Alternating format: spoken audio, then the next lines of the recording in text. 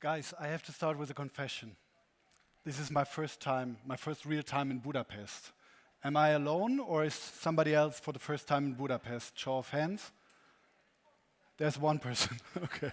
We have to connect. Maybe we can exchange plans. I'm staying until Saturday, definitely, to experience the city. Thank you so much for the warm welcome. Yeah, my name is Hannes. I represent two companies. I represent Mr. Wolf Consulting, and Mr. Wolf Consulting is part of the VOK DAMS group.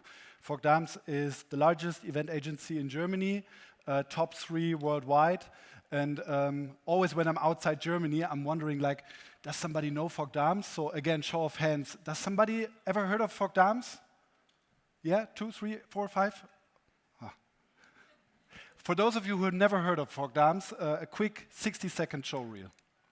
Creating powerful and thought-provoking imagery has always been the passion of our agency founder, VOK DAMS. 50 years onwards, and the same passion drives us daily. Bringing thoughts to life and connecting the smiles of brands and people.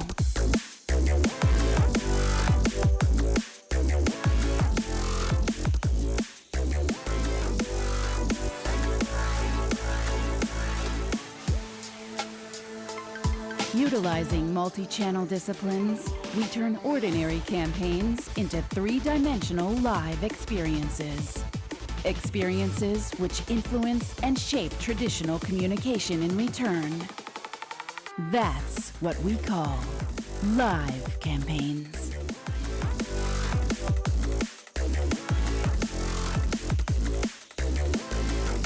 VOK DAMS, creating better results. So as the head of strategy for VOK DAMS worldwide, I'm connecting all 300 colleagues in all 16 offices worldwide with strategy advice. And I'm always on the lookout on what are the newest trends in the industry. And the organizer here asked me to come up with 3 things: newest trends, industry status quo analysis, and also a few cases. And I structured this presentation in 2 parts. First part will be all of that. And then second part will be one of our newest inventions, something that I'm really proud to present. We've been working on it for 12 months now, and you are one of the first audiences that I'm going to show it to. It has to do something with AI, but not in the way that maybe you think of now, but mice and AI is a really great connection, and I want to show you how we at VOK DAMS are using it and doing it. So let's start with my thesis. I'm coming here to tell you the status quo of the analysis, but not bore you with statistics. My thesis is that this is the most exciting year for events. Why do I think this? Because all of you know that the smartphone is really powerful. A lot of you are on their smartphones right now. The urge to check your smartphone is so powerful. And did you know that 60% of what you see in your news feeds is already AI created? It is not real. And this, of course, leads us to an era of white noise. You know, you scroll through, but there's no real impact because you don't know what is real or not real. And who profits from it? Of course, the big companies. When I talk to colleagues in the advertising industry, they tell me 80% of all campaign budgets go straight to the big 3. Go to Google, Meta, and Microsoft. Go into the social channels. They profit from our attention. I was first made aware of AI in the social news feeds when I found the TikTok bold glamour filter. Have you seen the TikTok bold glamour filter? You cannot trust anything online. You know, you can make anything look good with such filters, and there are deepfakes everywhere. We run on autopilot, there's too much content, and because of this, we have the memory of a goldfish. Last year there was a study published that showed that for the first time actually in the human evolution, we actually have an attention span less than a goldfish. Just 4 seconds of attention we now have left. And this leads me to my thesis. This is the most exciting year for events, because with this, it's just white noise. You know, there's so many deep fakes, but you cannot fake live events. The connection that we will have today, that you will have buyer and supplier, the networking that is taking place, is something that you cannot replicate in the digital world. When we look each other into the eye, that's a pure human connection. And we see this as VOK DAMS, event budgets actually rise. Maybe marketing and comms budgets in total, they stale. Maybe they go even down a little bit. But clients are shifting the budgets to events, more live communication, because digital, just white noise.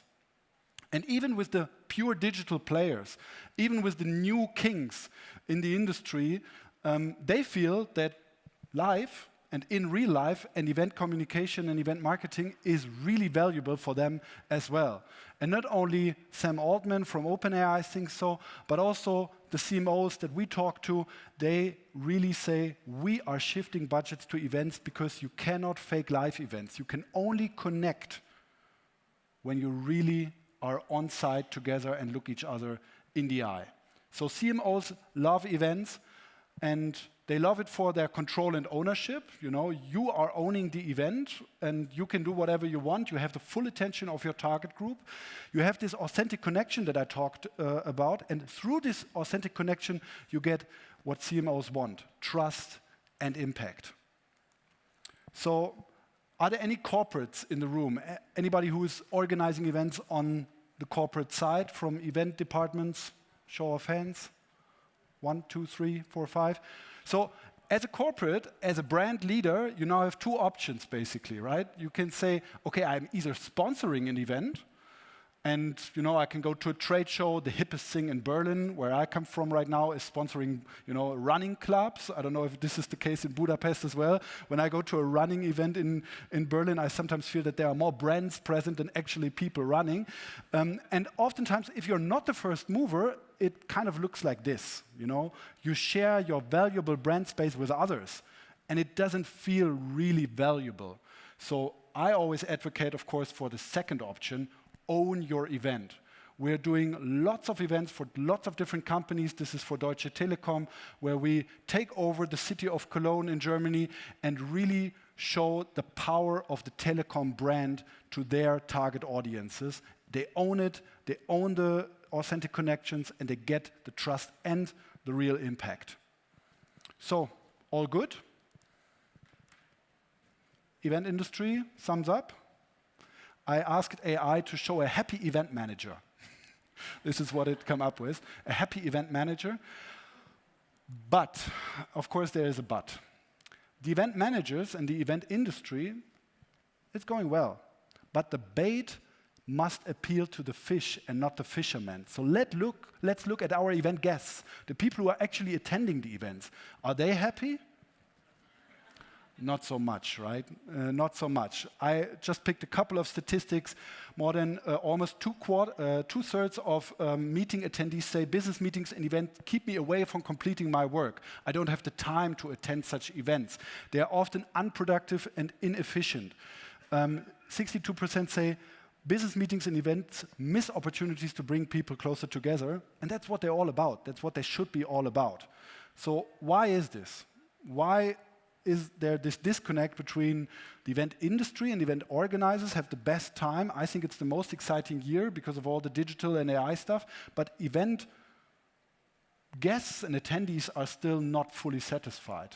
My humble proposal is, because of this, the ballroom, the boring classical ballroom. That's why I talked about, or why I coined this talk, beyond the ballroom, right?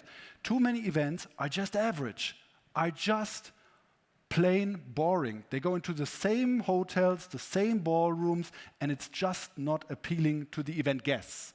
Because you have to imagine what they live in this world right now. You know, they are houses that are all the same, you know, all over the world. When I go to Budapest, when I go to London, when I go to Berlin or any city, the houses look the same. It's this American style of building houses, right? The interior design is all the same.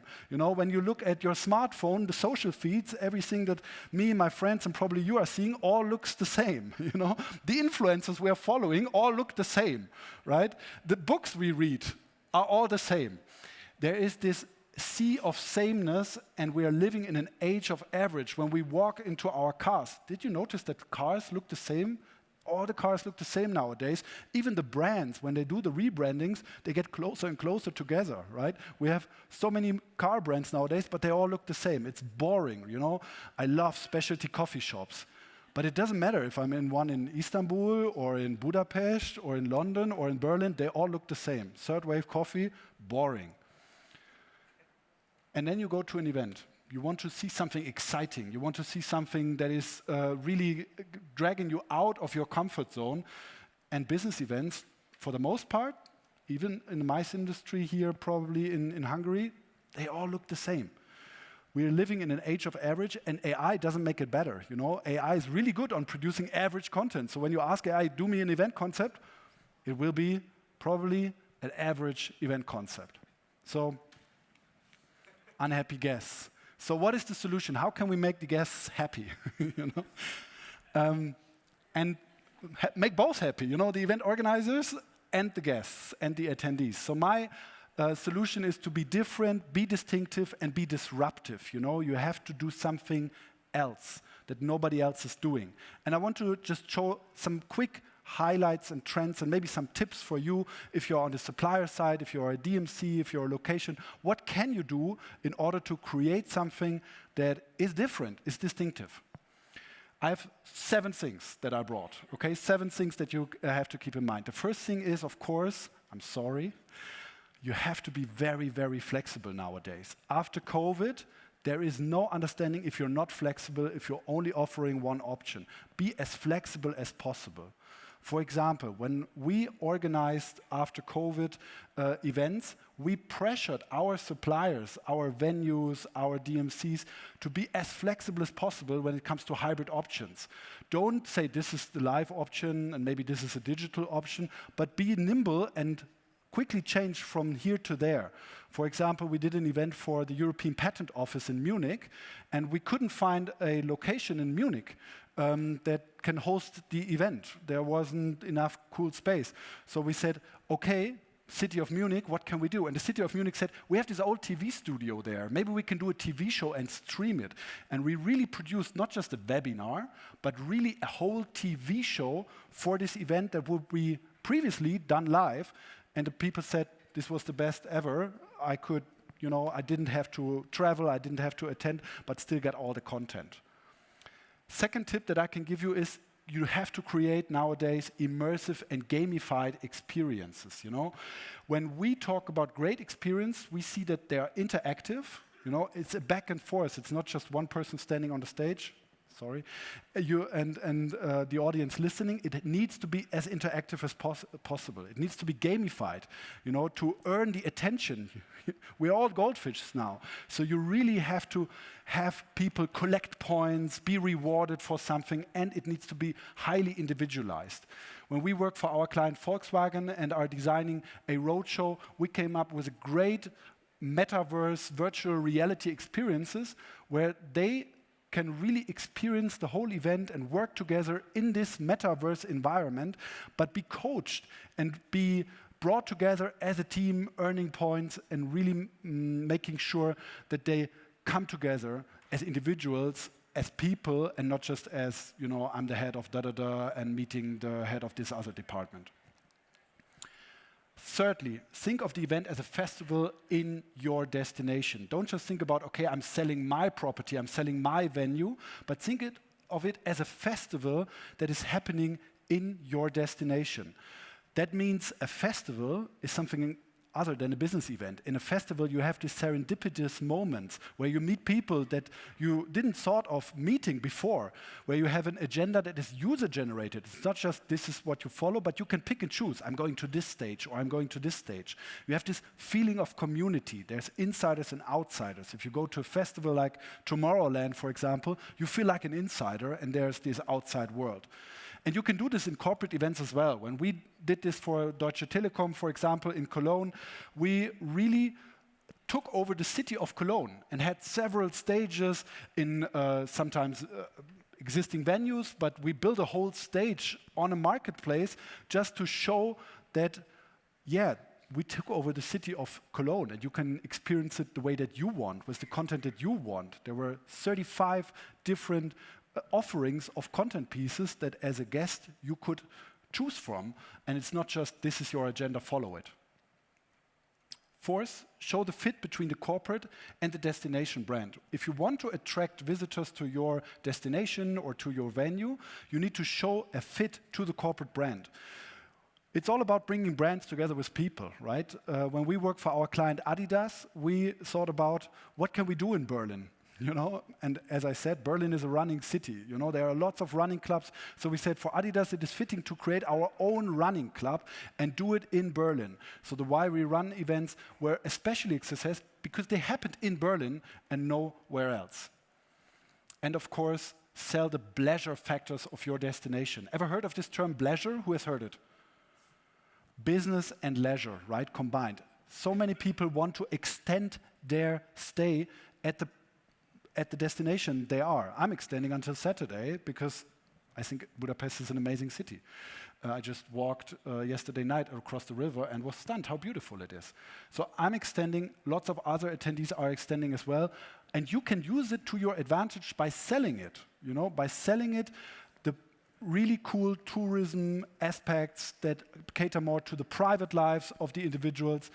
And we did this for our client Pandora. We did it for our client Pandora with really cool pop-up stores in the cities where you do your Christmas shopping all over Germany. And lastly, design real money-can-buy experiences. You know, if I can get the content of the event somewhere else, why would I attend the event? If I can look it up and see a video of it on YouTube, why would I attend? You have to create these money-can-buy experiences, and you have to think a little about it. Yeah? It's not very obvious what it can be. For example, when our client Merck, a pharmaceutical and chemical company, asked us to bring together 350 of the world's best-known scientists, we thought, okay, what is attracting scientists? Science. And real high caliber science. So we invited 6 Nobel Prize winning scientists. We were very fortunate that a few of them came, even the one who sequenced the DNA was there, and that attracted other scientists to come to the event because they said, oh, I have the chance to meet this really exposed person, this really high caliber scientist. So you have to think about what attracts others and what is a money-can-buy experience that we can provide. It doesn't have to be expensive, but it's just something that you cannot buy with money. And of course, this is the most important aspect that I want to really put a very much focus on for the second part of this presentation, focus on the needs and wants of the event guests. So many of our clients still think about what do I want to convey? What information do I need to transfer? But it's about the guests. What are they looking for?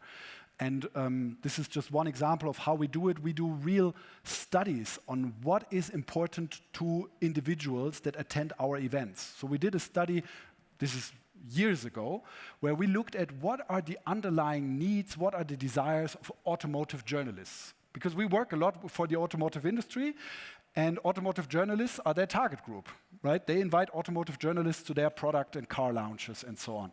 So we try to get into the psyche of automotive journalists. What are they looking for? What are their pains and gains? And we were able, after a few years, to use these findings in something that is already a lot of years old. This is where the first AR glasses came up from Microsoft, the HoloLens, if you remember. And when the International Automobile Show was still in Frankfurt, we put on a press conference that was not at a certain point in time, but that was fully digital with AR glasses, and the journalists could choose when they have to do it, or when they want to do it. Because previously, they would have a whole schedule. You know, the press conference from Hyundai is at 10. The press conference from BMW is at 12. The press conference from Audi is at 2 p.m. And they have to run from press conference to press conference. We knew that they hated it. They had such a stressful day. So we put on these glasses, and they could experience the whole press conference on their own, whenever they want. And the event guests were so thankful.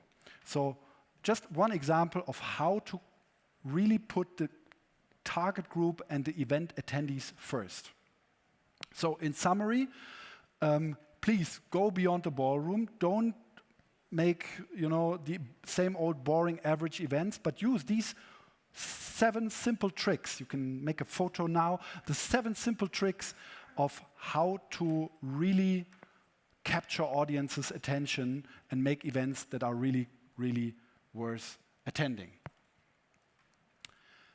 So, enter happy event organizers, happy event guests, and enter into the second part of my small presentation, where I want to showcase you a little bit of a product, a tool that we developed to do exactly that, to come up with great ideas that not just the event organizers love, but that the event guests, the attendees actually love and are dying to attend your event. We call it digital doppelgangers. What's a digital doppelganger? Is a digital doppelganger a clone of yourself? Is a digital doppelganger kind of an AI avatar that you can use in the metaverse or play some games with? No. I want to have a doppelganger for the boring meetings that I'm in. Maybe that's a technology that should be invented, that you can, clone yourself to sit in meetings. But a digital doppelganger is something else. It is a clone of your audience, of your event audience. You clone your event audience before you actually do the events, and then you can talk to them. You can talk to them and ask them. It's an AI assistant that represents your target group that you can test the ideas with, that you can co-create the entire event schedule, and that you can simulate the event with, and see what is working and what is not working, what is of interest, what is not of interest, before the event, not after the event. And that's really a new era. That's really the power of AI. There's a lot of data involved, of course, and it is not very simple, but it is really opening doors to a new era in event management and how you actually come up with event concepts that is not previously known. So until 2010, there was the no data era, right? You just made events, basically, right? When I started working, we just made, big events that are really cool and that clients loved, but there was no data around it, The second phase, one that I always pushed for and where I sit in client meetings and always advocate for, is the post-data era. The post-data era is the era where you measure everything, but you measure after the event, You measure with simple surveys that probably you all do. You measure with polls and statistics. But when you are really sophisticated, when you do a trade show, you measure with heat mapping technology. What was the average dwell time at your conference booth? What is the average happiness score? You can even do the facial coding. We do it from time to time for our client Porsche when they want to measure the emotions of the event guests, like are they surprised when we reveal the new car? Are they happy? Are they indifferent? So this is the post-measurement era. Pretty cool, but it's still post-event. What we enter now in is the pre-data era, the era where we can measure and come up with suggestions for the event concept before the actual event. And this is where digital doppelgangers come into place. I'm always baffled when people talk to me about their event and I ask a simple question: what is your call to action? What should be different after the event? And they cannot answer it. And I'm, as a strategist, as an event and my strategist, I always say, but you're doing the event for a purpose, right? What should be different after the event? Events are done with a purpose, or should be done with a purpose, but so many cannot answer. Try to think for yourself with your events. What should be different afterwards? Why should they attend? There are lots of different examples depending on the event form, of course. Do I want to create a buy-in for a new strategy with an internal event? Or do I want to create buzz for the event? So, hashtags on Instagram are important. Or do I just want that people choose my product over other products when I'm at a trade show or something else? There are lots of different possibilities, but people have to think about it. And the great thing is, with digital doppelgangers, you can ask your audience and talk to them in conversation if this event CTA is fulfilled or not. So we ask in the chatbot in our AI assistant digital doppelganger tool, we type in and ask, when do you feel engaged? What makes you switch off? What would surprise you? Why would you do something like this? Because there's 100% response rate. If you fill out surveys after the event, I don't know what your experience is, not many people fill it out, right? If you send out a survey, maybe 20, 30% of people fill it out. If you have an open qualitative text field, not just a slider from a scale from 1 to 5, that's easy, right? But what can we improve next year? How many people fill it out? We have events with 5,000 attendees and 7 filled out boxes. And who fills out this box? The people who are not satisfied. You all know from the Google reviews, with the digital doppelgangers, you have a balanced feedback, right? You have what is good, what is bad, and you have it directly from a digital representation of your target group. No biases. And you have true insights. You have these real, authentic answers that could come from your attendees and from your target group. And of course, it's resource friendly. When we did the post-data era measurements, you have to bring in a workshop, you have to fill out forms, you have to digitize them, you have to bring people together for a Delphi study and so on. With digital doppelgangers, it is very cost efficient, and the outcome, as I said, is really, really cool. So, how does it look like? What is the blueprint for it? Simple hint, it's not just a prompt, like a system prompt in your AI assistant of choice.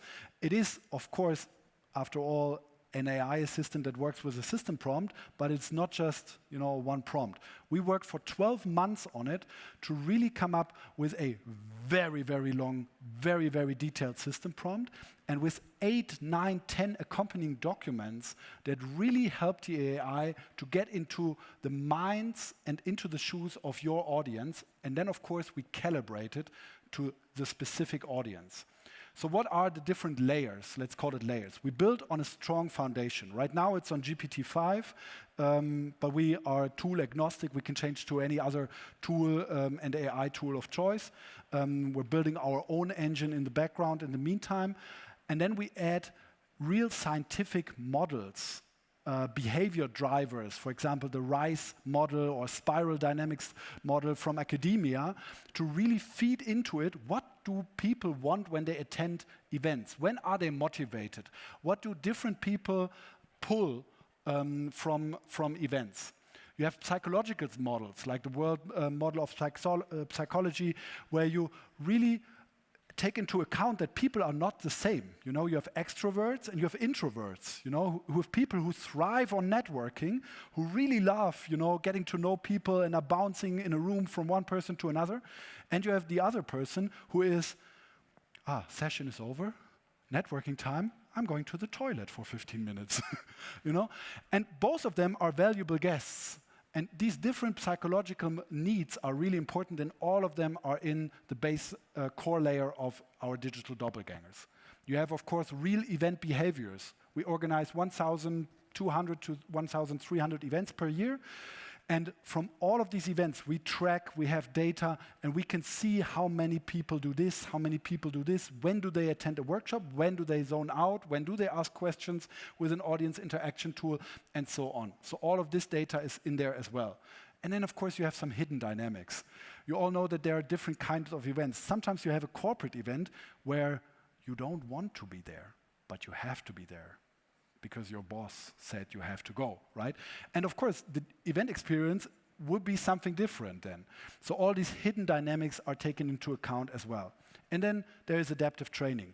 These core layers of the digital doppelgangers, they're not final, but we continuously train it with new data. And when we create digital doppelgangers for our clients, tailored and calibrated to their events, we of course also train them. And of course, VOK DAMS is in business since 50 years, so we have a lot of our own experiences, opinions that are also in there as well. So this is the core layer, right? And this core layer needs to be calibrated then. All the event digital doppelgangers that we are now selling to clients and implementing in their tech stack, they have the same core layer. But of course, the event attendee behavior and psychological needs are the same, but every client is a little bit different, a little bit special. So we actually calibrate these digital doppelgangers, especially for this client and sometimes especially for this one event. So we add a context layer, so there's a lot of content and prompting around what is going on in the industry. Is it a hard year or not so hard year? What is going on in the company and so on. And then of course, a client layer, where we talk about, and we have a canvas and workshops to fill this canvas, where we talk about how is the actual attendee? What kind of person is it? What are their needs and wants? What are their pains and gains? And all of this together forms a digital doppelganger that exists in a chatbot, and you can just answer them.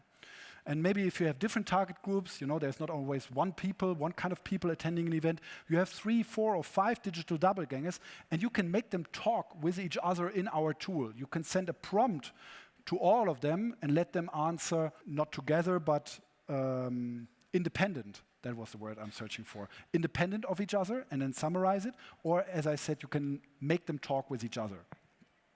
So this is the digital doppelganger tool, and I would, of course, invite you all to approach me after the presentation if you're interested in how to work with it and how to get it. But I want to caution you, the hamburger model still applies. Ever heard of the hamburger model for AI? Hamburger model means that you have to still have human input. You know, you have to have human input at the beginning. When you formulate your prompt, you have some knowledge, what you want to test. Then the AI is doing their part, that's the patty. And then you have to have the expertise to actually assess the output, give feedback and optimize. So there's still some room for human intervention as well. Humans are guiding the process, and it's not just the AI doing the work for you and coming up with a full event concept, but it is an event concept. When you work with digital doppelgangers, it's an event concept that is definitely better suited to your target groups than you just alone coming up with it.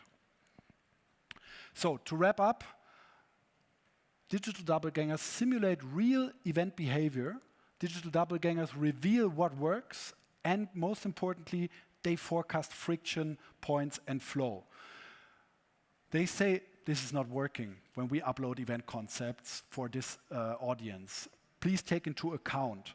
They are oftentimes pointing out obstacles that I never thought of. That's the great thing about digital doppelgangers, that they reveal blind spots. It's not that they show how it is done and how you have to do it, but they ask and challenge the event organizer and make sure that they have thought about everything for all the target groups. And in the end, they ensure that the ECTA, the call to action that I want to get with the event, is met. So this is the end of the presentation, but I have one more thing. One more thing is maybe interesting to you. Across all the projects that I've worked, we've implemented those now with a couple of companies. We use them for all of the event concepts that we are doing. And when you look across all the projects, across all the chats, there are some patterns emerging, right? And I want to showcase you 5 of the most unexpected events insights from across all the projects.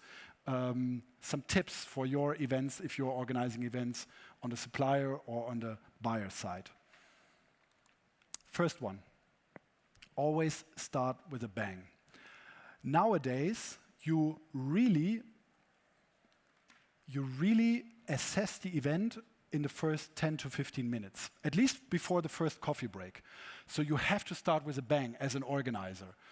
I know it is a traditional format, you know, words of welcome and hi, I'm this, so and so, but really try to start with a bang, have the best part of your event as early as possible. Don't wait until the second day when people might come back or might not, right? Start with a bang. Secondly, serendipity, but supported. So networking is not between the sessions. Networking are the sessions nowadays. That's why we attend events. All the content you can get via YouTube. You can just capture it and do a webinar or whatever. But networking is what people come to events. So make it as serendipitous as possible and try to connect people.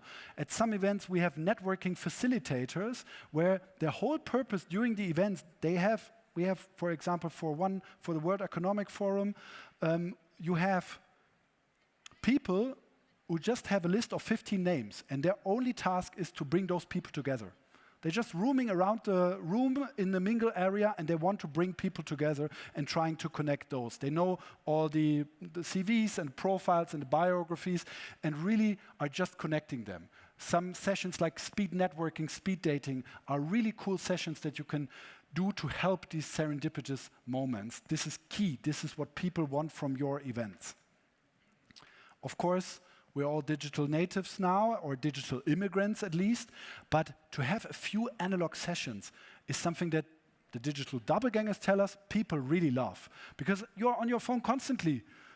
You don't want to, you're on your screen constantly, 8 hours a day. So when you do an event, try to make it as analog as possible, right? Do old sticky notes and Post-its. Do workshops, with paper and analog haptic tools. These are so important to get people out of their routine. Fourth, I already mentioned it, please create events for introverts too. All the networking is great, but what can introverts do at the same time? Create events that take into account how introverts think and act. When you come up with event concept, these are at least 50% of your target group. And the fifth one is one of my favorite ones, show the Eiffel Tower. What do I mean with that? When you go to Paris, you never skip the Eiffel Tower, right? And Paris doesn't hide the Eiffel Tower. It is the iconic thing to do in Paris. You always go and see the Eiffel Tower. And same with your event. I'm for sure if you do an event multiple times, you will have some same thing that you have to do, that you do every year, that is maybe even, repetitive, that you don't think is valuable. No, it is valuable. It is iconic. Make it bigger, make it larger, make it really, really pop from your event. And it can be multiple instances, the old management saying is true. When you say something 7 times, it is heard half of the time, half of one time, okay? So really make sure to celebrate your iconic things that you do every year and make it something like a celebration of it. And then when I have Q&As with this presentation, I always ask, what would you ask the digital doppelganger? What would your question to the digital doppelgangers? And event organizers are really focused on logistics, and you were wondering how many times the question comes up, when is the best event date? What is the day of the week that is best suited to do corporate events? And we're here on a Wednesday, and I'm very pleased to announce that the digital doppelgangers agree Wednesday is the best day to do events. So I want to clear this confusion once and for all. Wednesday, do your events on Wednesdays. Thank you so much for listening to me. Thank you so much, and have a great event.